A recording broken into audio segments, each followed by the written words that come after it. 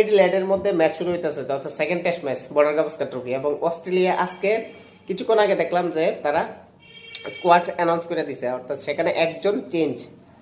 First টেস্টের মধ্যে যেখানে জশ হেজেলউড খেলছিল সেই জায়গার মধ্যে ইনজুরির কারণে হেজেলউডের পরিবর্তে একজন বলার এখানে নিছে, আর সেই বলারটা হচ্ছে স্কট বোল্যান্ড।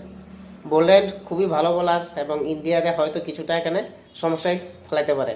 তো দেখা যাক তার স্কোয়াডটা এডিলেডের মধ্যে তারা ম্যাচ উইনিং করাইতে পারে কি না।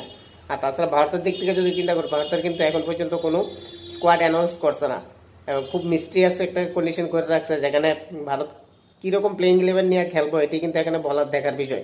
অস্ট্রেলিয়া এখানে চিন্তিত, কেননা পিঙ্ক বল টেস্টের মধ্যে যদি অস্ট্রেলিয়ার রেকর্ড খুব ভালো, বাট তবুও ভারতের যে টিম ইলেভেন বা প্লেইং ইলেভেন সেটা কী হইতে পারে এটা নিয়ে কিন্তু অস্ট্রেলিয়ান বলারও খুব টেনশন আছে, এবং তারা টার্গেট করতেছে ভারতের যেভাবে কি টেস্টের মধ্যে হারানোর চেষ্টা করবো।